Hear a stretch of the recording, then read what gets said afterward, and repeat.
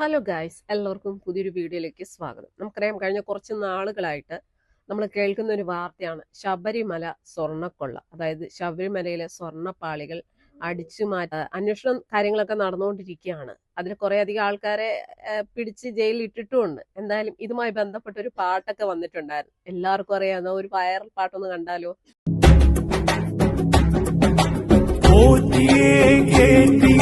സ്വർണം ചെമ്പായി മാറ്റിയേ, സ്വർണ്ണപ്പാളികൾ മാറ്റിയേ, ശാസ്താവിന്ധനമൂറ്റിയേ, ഓറ്റിയേ കേറ്റിയേ, സ്വർണം ചെമ്പായി മാറ്റിയേ, സ്വർണ്ണപ്പാളികൾ മാറ്റിയേ, ശാസ്താവിന്ധനമൂറ്റിയേ. സ്വർണം കട്ടവനാരപ്പ, സഖാക്കളാണേ അയ്യപ്പ, ദ്രോഹം മാറ്റിയതാരപ്പ, സഖാക്കളാണേ അയ്യപ്പ. സ്വർണം കട്ടവനാരപ്പ, സഖാക്കളാണേ അയ്യപ്പ, ദ്രോഹം മാറ്റിയതാരപ്പ, സഖാക്കളാണേ അയ്യപ്പ. ഓറ്റിയേ കേറ്റിയേ, സ്വർണം ചെമ്പായി മാറ്റിയേ, സ്വർണ്ണപ്പാളികൾ മാറ്റിയേ, ശാസ്താവിന്ധനമൂർത്തിയേ. ആചാരങ്ങളെ ലംഘിക്കാനായി അമ്മിണിമാരെ മലകെട്ടി, അകവും പുറവും കൊള്ളയടിക്കാൻ നിയമിച്ചുള്ളത് ഒരു പോറ്റി. ആചാരങ്ങളെ ലംഘിക്കാനായി അമ്മിണിമാരെ മലകെട്ടി, അകവും പുറവും കൊള്ളയടിക്കാൻ നിയമിച്ചുള്ളത് ഒരു പോറ്റി. ഓറ്റിയേ കേറ്റിയേ, സ്വർണം ചെമ്പായി മാറ്റിയേ, സ്വർണ്ണപ്പാളികൾ മാറ്റിയേ, ശാസ്താവിന്ധനമൂർത്തിയേ. വയനാടിന്റെ ദുരന്തമകറ്റാൻ ഫണ്ട് കൊടുത്തു നാട്ടാര്, കോടികളേറെ തട്ടിപ്പാക്കി ഫണ്ട് വളർത്തി വന്മാര്. വയനാടിന്റെ ദുരന്തമകറ്റാൻ ഫണ്ട് കൊടുത്തു നാട്ടാര്, കോടികളേറെ തട്ടിപ്പാക്കി ഫണ്ട് വളർത്തി വന്മാര്.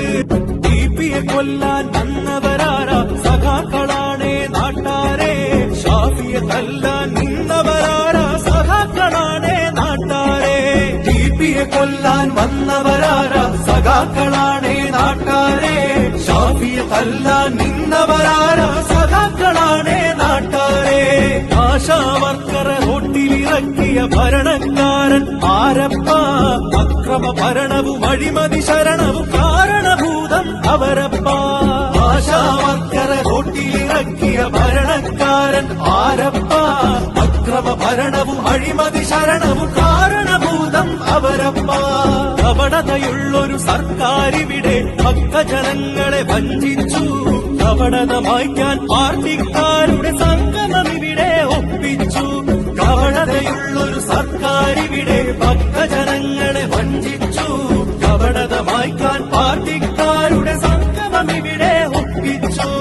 ഓറ്റിയേ കേറ്റിയേ, സ്വർണം ചെമ്പായി മാറ്റിയേ, സ്വർണ്ണപ്പാളികൾ മാറ്റിയേ, ശാസ്താവിന്ധനമൂർത്തിയേ. ഓറ്റിയേ കേറ്റിയേ, സ്വർണം ചെമ്പായി മാറ്റിയേ, സ്വർണ്ണപ്പാളികൾ മാറ്റിയേ, ശാസ്താവിന്ധനമൂർത്തിയേ.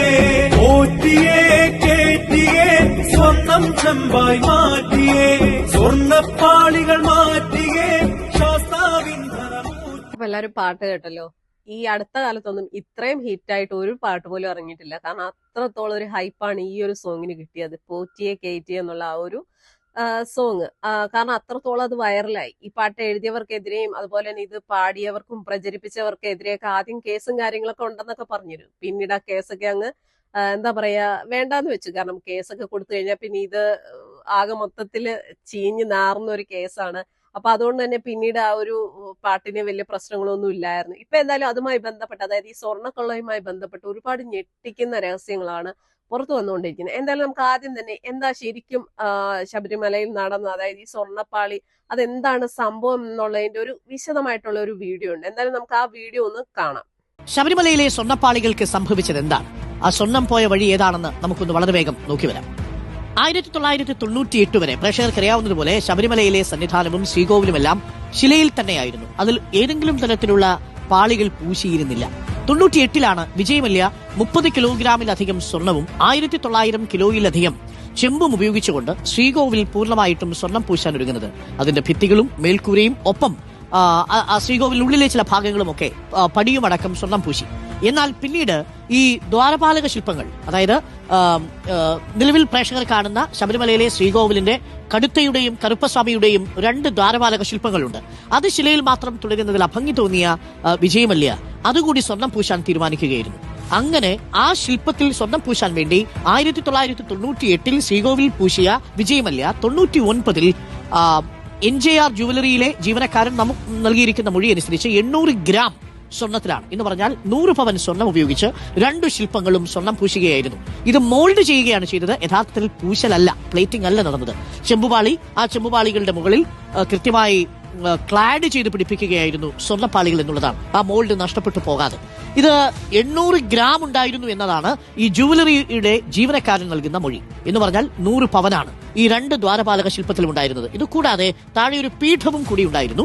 ആ പീഠവും ശില്പപാളികളുമാണ് ഉണ്ടായിരുന്നത്. 2019 ജൂലൈ മാസം വരെ ഇതിനൊരു കേടുപാടും സംഭവിച്ചില്ല. എന്നാൽ 2019 ജൂലൈ മാസം 6-ാം തീയതി ദേവസ്വം ബോർഡ് ഒരു ഉത്തരവിറക്കുന്നു. ആ ഉത്തരവിൽ ശില്പങ്ങളിൽ സ്വർണം പൂശാൻ വേണ്ടി ഉണ്ണികൃഷ്ണൻ പോറ്റിക്ക് അനുമതി നൽകിക്കൊണ്ട്, സ്പോൺസറായ ഉണ്ണികൃഷ്ണൻ പോറ്റിക്ക് അനുമതി നൽകിക്കൊണ്ടുള്ള ഒരു വിവാദ ഉത്തരവുണ്ടാവുന്നു. അതിന്റെ കാരണമായി പറഞ്ഞിരുന്നത് 99 സ്വർണം പൂശിയ ഈ ദ്വാരപാലക ശില്പങ്ങളിലെ സ്വർണത്തിന്റെ ഒളി, അതിന്റെ പ്രഭ മങ്ങിപ്പോയി എന്നാണ് പറഞ്ഞത്. 20 വർഷം കൊണ്ട് ക്ലാഡ് ചെയ്ത് പിടിച്ച സ്വർണത്തിന്റെ പ്രഭ മങ്ങി എന്നുള്ളതായിരുന്നു വിചിത്രമായ ന്യായീകരണം.